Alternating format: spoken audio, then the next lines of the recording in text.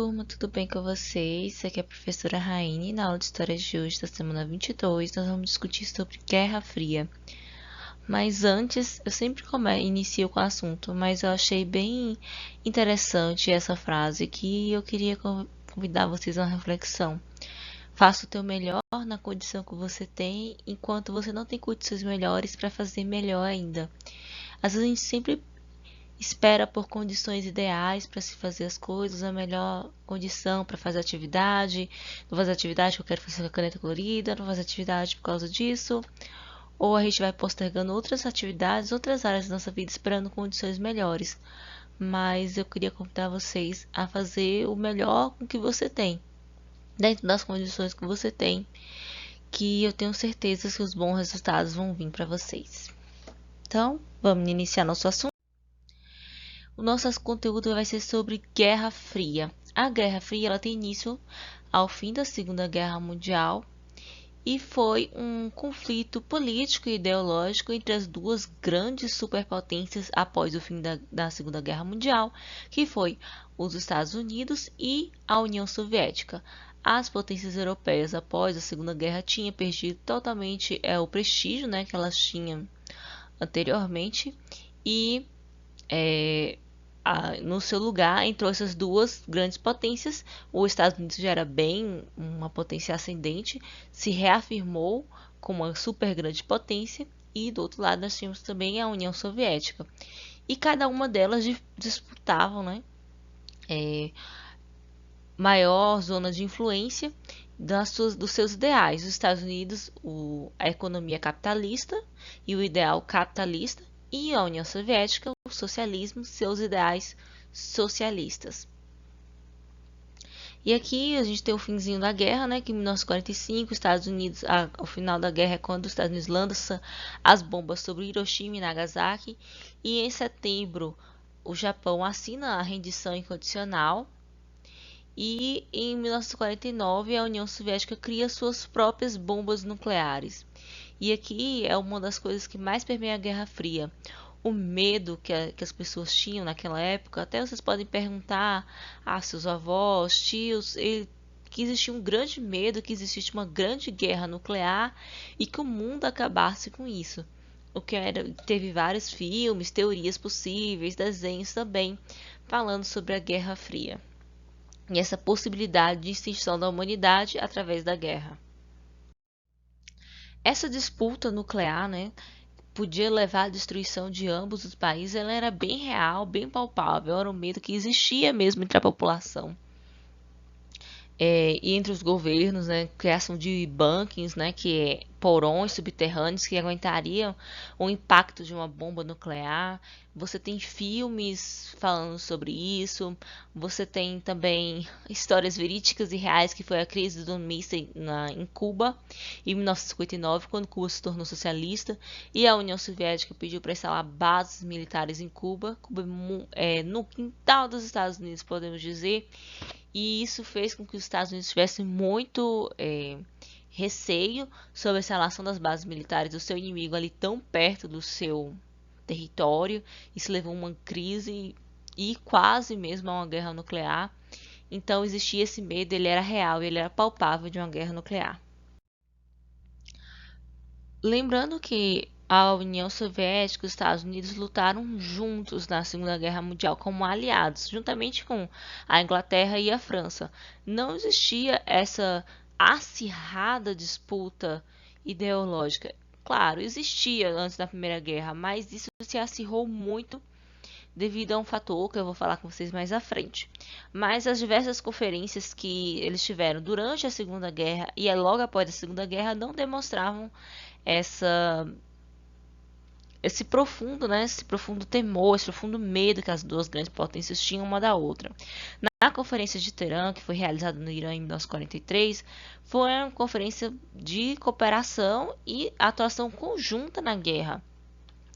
Na Conferência de Yalta, que aconteceu na União Soviética, para discutir os rumos do mundo,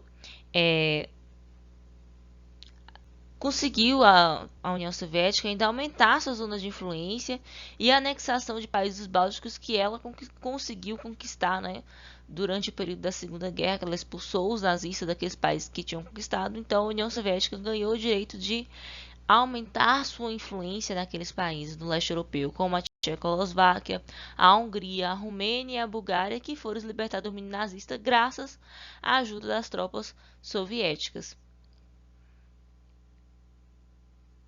Claro que essas negociações eram feitas sem que os países que estavam envolvidos, a Tchecoslováquia, a Hungria, a Romênia e a Bulgária, fossem ouvidos, né, gente? Já percebemos que alguns países decidem sobre outros e alguns não têm voz ativa para poder falar não ou sim, porque sequer são convidados.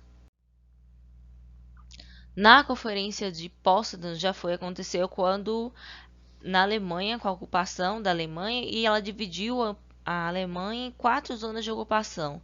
As zonas de ocupação norte-americana, soviética, francesa e inglesa. A soviética, como vocês podem ver, essa parte vermelha, que ficou conhecida como Berlim Oriental. E a capital da Alemanha também foi dividida entre os vencedores. Então, a capital da Alemanha foi dividida ao meio entre a República, que vai tornar-se depois a República Democrática Alemã, e a República Federal Alemã. Depois dessas 4 partes, 3 vão se juntar, que era dos aliados, né? A Inglaterra, a França e os Estados Unidos vão se juntar e vão formar uma só república, a República Federal Alemã, e a parte que estava sob controle soviético vai se tornar a República Democrática Alemã.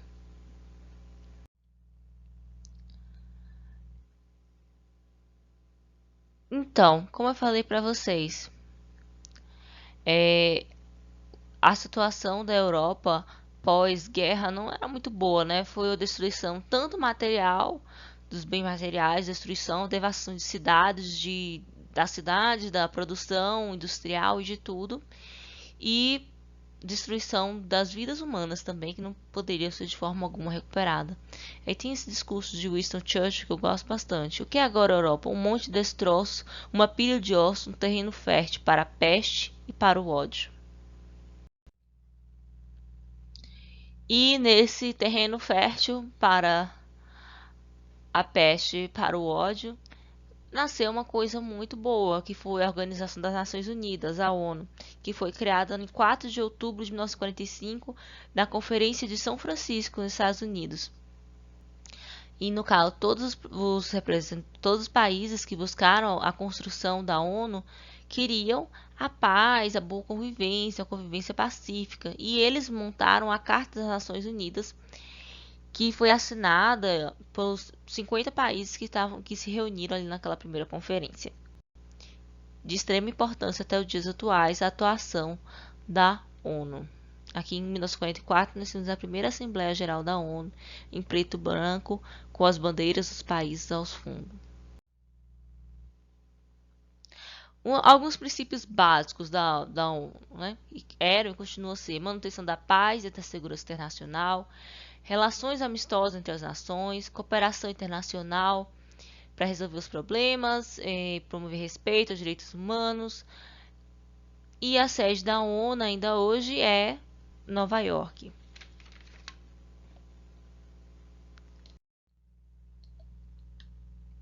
Então, como nós estamos na pandemia do Covid-19, um dos órgãos que ajudou a mapear, né, a contribuição de vários cientistas do mundo para ver qual era o protocolo de segurança, o mapeamento do vírus no globo aconteceu via a Organização Mundial da Saúde, a OMS, que faz parte da ONU. Mas a ONU não tem só a OMS, tem 6 principais órgãos, que é o Conselho de Segurança, a Assembleia Geral, o Secretariado, o Conselho Econômico e Social, o Conselho de Tutela e a Corte Internacional de Justiça. Mas o que eu acho mais relevante e o mais conflituoso é o Conselho de Segurança, que é responsável pela manutenção da paz e da segurança e também o direito da ONU de intervir em qualquer disputa entre os países. O Conselho é formado por 15 países, sendo 5 membros permanentes e 10 eleitos por um período de 10 anos. Entre os 5 membros permanentes, nós temos alguns dos vitoriosos, né, da Segunda Guerra Mundial: Estados Unidos, Rússia, União Soviética, agora Rússia, China, Reino Unido e França. E aí temos os conflitos também, né, com o direito ao veto que essas 5 nações, grandes nações, têm no Conselho, algumas vezes acaba contribuindo para a não manutenção da paz, em vez da manutenção da paz. E aí na Assembleia Geral, temos a Assembleia Geral, que é quando todos os países discutem juntamente, o secretariado, que tem a função de administrar Dentro do Conselho Econômico e Social, como falei para vocês, está a OMS, a Organização Mundial de Saúde. Mas também não temos só a OMS, nós temos o FMI, que é o Fundo Monetário Internacional, responsável pelo empréstimo. Temos o BID, que é o Banco Internacional. Temos o FAO, que é a Organização das Nações Unidas para a Agricultura e Alimentação. Nós temos vários órgãos dentro desse Conselho Econômico e Social. A ONU foi um resultado muito positivo pós Segunda Guerra Mundial. Será que a gente pode falar isso, né? Em meio dos horrores da Segunda Guerra, da Guerra Fria, a ONU foi um órgão perfeito, feito por pessoas imperfeitas, mas que trouxe mais resultados positivos do que negativos para a sociedade. Enfim, turma, espero que vocês tenham gostado da aula. Fiquem com Deus. Bons estudos e até a próxima!